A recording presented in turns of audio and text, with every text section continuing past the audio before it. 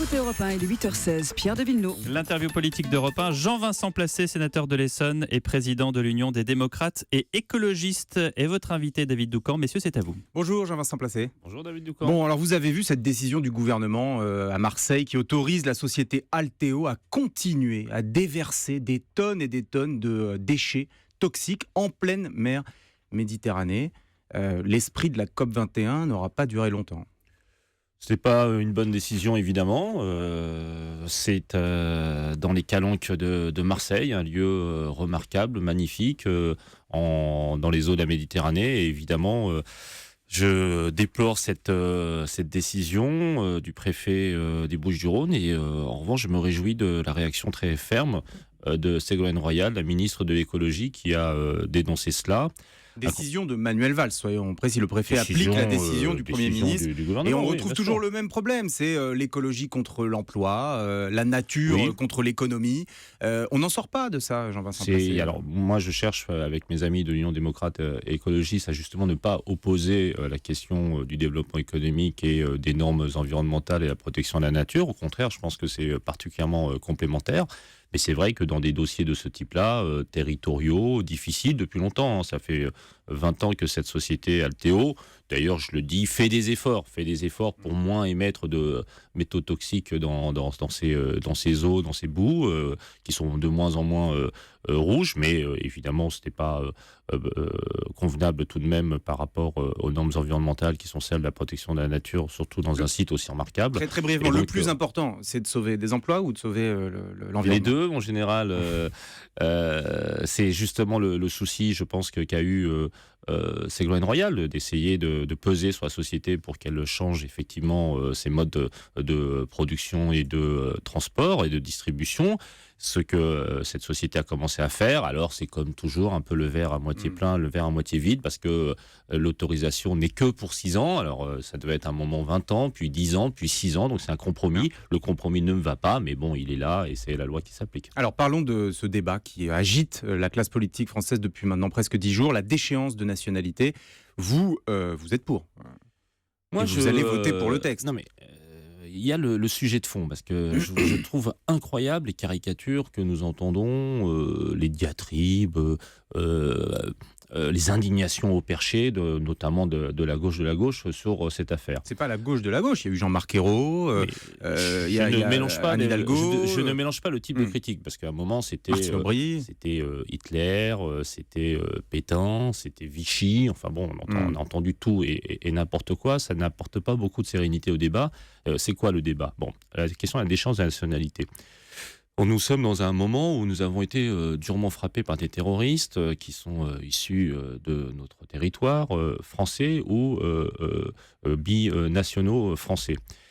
Nous ne pouvons pas accepter que la communauté nationale soit ainsi frappée par des gens qui n'en ont plus rien à faire de cette communauté nationale, qui ne partagent plus aucune des valeurs, qui veulent au contraire les détruire. Donc l'idée même de déchéance de nationalité ne me choque pas. Et même, je vais vous dire, c'est un symbole fort que je soutiens. Et que vous voterez. Attendez, parce que la déchéance de nationalité... Non, mais c'est un débat qu'on ne peut pas faire en 2 secondes, je suis désolé. La déchéance de nationalité, déjà, ça existe. Donc tout le monde... J'ai entendu encore la gauche de la gauche, oui, les valeurs de la République sont atteintes, le droit du sol est bafoué.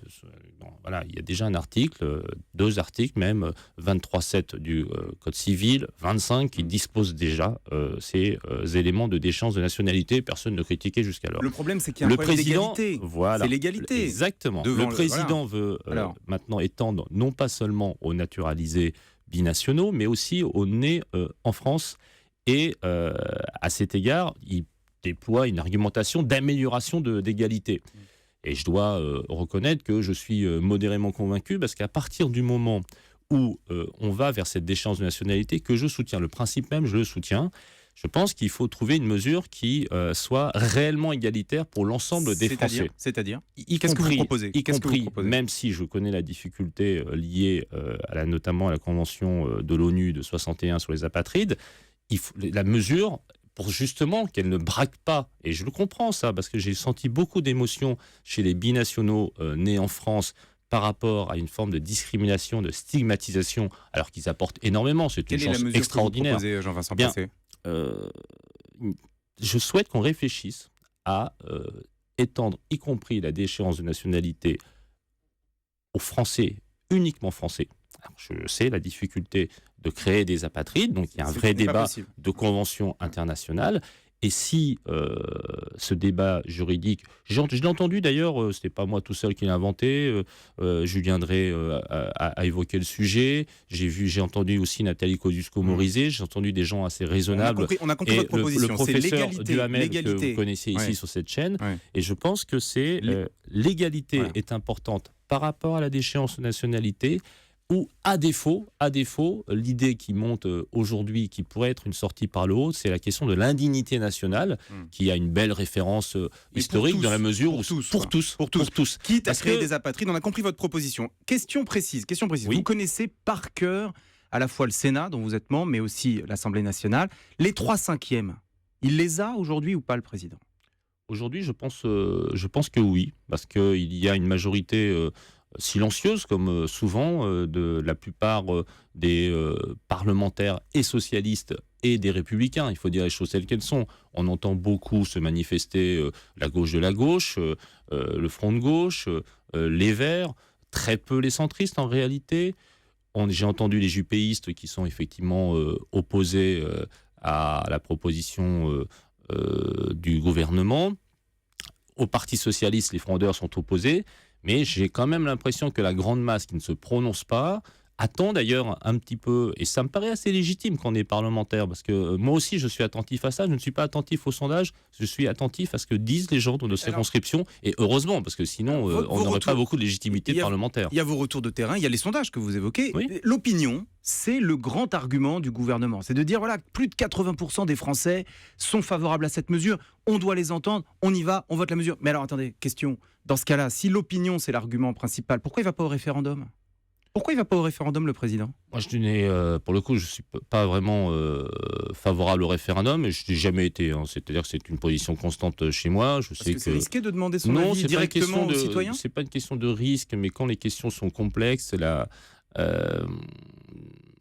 le choix de ce type de vote ne mène pas à grand-chose. Je ne suis pas persuadé, par exemple, qu'on ait gagné grand-chose à faire des référendums sur l'Union européenne, ou autres thèmes comme celui-là. Autant pour dire les accords d'Évian oui, non, pour sortir d'une situation de crise, ou comme en Nouvelle-Calédonie, je comprends le sens de la réalité du référendum, autant sur des traités, sur des sujets complexes. Là, c'est pas complexe. Vous voulez la déchéance de nationalité pour les terroristes ou pas ? Oui, non, mais moi, je vous donne ma position sur le référendum, qui est une position très ancienne et d'ailleurs très assumée de parlementaires, où je suis attaché à la révision par le Congrès, la réunion de l'Assemblée et du Sénat. Cela me paraît plus sain et plus utile dans ce type de débat très complexe. En réalité, François Hollande, il fait de la politique. Il n'a pas un attachement viscéral à la déchéance de nationalité. Il a besoin des 3/5. Pour avoir les 3/5, il faut les voix de la droite, donc il met la déchéance de nationalité, fait de la politique. Je crois que, il prépare la majorité présidentielle de 2017, peut-être. Je crois que quand on voit d'ailleurs l'adhésion des Françaises et des Français à cette mesure, je crois qu'on ne mesure pas, peut-être nous-mêmes, et d'ailleurs il y a aujourd'hui, je pense, un fossé entre peut-être même les élus et les Français, les formes d'élite dont vous faites partie, vous les journalistes, et les Français. Et il faut quand même faire attention, parce que je crois que ça a énormément secoué le peuple français, de ces attentats, ces événements qui ont été éminemment tragiques. Vous ne me répondez pas. Est-ce qu'il est en train de préparer la majorité ? D'ailleurs, cette recomposition, comme on dit, vous l'appelez de vos voeux, vous, Jean-Vincent Placé ? Je l'appelais. Oui, vous dites, je peux travailler avec NKM, je peux travailler avec Jean-Pierre Raffarin. Moi, je pense. Est-ce que c'est vers ça qu'il faut aller ? Alors, je le sépare de la question précédente, parce que pour ma part, c'est sur notamment les questions économiques, écologiques, sociales, européennes, sur la mondialisation, sur la République, sur la laïcité. Ça fait plusieurs années que je plaide pour une majorité plus consensuelle. Et c'est d'ailleurs en ce sens-là que je plaide aussi pour la question de soit la déchéance pour tous, soit l'indignité nationale pour tous. C'est qu'il me semble compliqué de commencer la concorde républicaine en fractionnant si lourdement la gauche de gouvernement. Et effectivement, vous avez parlé tout à l'heure de Jean-Marc Ayrault, c'est quelqu'un que je respecte beaucoup, et sa parole, elle compte aussi à gauche, ainsi que celle de Martine Aubry. Et donc, oui, à terme, il me semble que pour mener les grandes réformes du pays, y compris cette révision constitutionnelle, en gros, du Parti socialiste à la gauche des Républicains avec Nathalie Kosciusko-Morizet, il nous faut trouver ces fameuses majorités d'idées, ces fameuses majorités consensuelles et de compromis qui nous permettent d'avancer. Je n'ai pas l'impression que Mme Merkel se soit affaiblie en faisant l'union nationale de la droite et de la gauche, du SPD et de la CDU en Allemagne. Ouais. Est-ce qu'on peut conclure avec des réponses très courtes, juste sur 2 points précis? Vous soutenez aujourd'hui clairement le gouvernement, Oui. Voilà, c'est très clair, et François Hollande particulièrement. Il y a 2 points tout de même sur lesquels il fait défaut à ses promesses, c'est le droit de vote des étrangers, Oui. c'est abandonné, Oui. et la proportionnelle. Oui. Alors, qu'est-ce que vous dites par 30 rapport à ça? secondes, 30 secondes, s'il vous plaît. Très simplement, en 30 secondes, pourquoi je soutiens François Hollande, notamment depuis 18 mois, c'est parce qu'il s'est lancé avec détermination et volontarisme sur la question de la COP21. Donc vous m'en voudrez pas, les sujets que vous venez d'évoquer m'intéressent bien sûr, mais moi je suis écologiste, donc la protection du climat, la lutte contre le dérèglement, le fait qu'on puisse davantage développer l'économie verte, et bien voilà, ce sont ça les sujets qui m'intéressent. Choisissez vos priorités. Exactement. Merci beaucoup, Jean-Vincent Placé. J'espère que Et ça sera la priorité finalement, pour vous la votez 2016. ou pas vous n'avez pas répondu. Vous la Ah, mais votez ou pas je vous ai dit que je faisais des propositions. Il y a le texte du gouvernement. Moi, j'avais Oui, mais avancé vous mes finirez par la propositions. voter, vous Et finirez par la je voter, vais par la proposer des amendements Et vous sur finirez par la voter. la Jean. question de la déchéance de nationalité pour tous, parce que je crois que ça, c'est un vrai thème, ou l'indignité nationale pour tous, si cela peut rassembler davantage encore. Et moi, je veux concourir à ce que ça réussisse, cette révision, et que ça soit le plus partagé.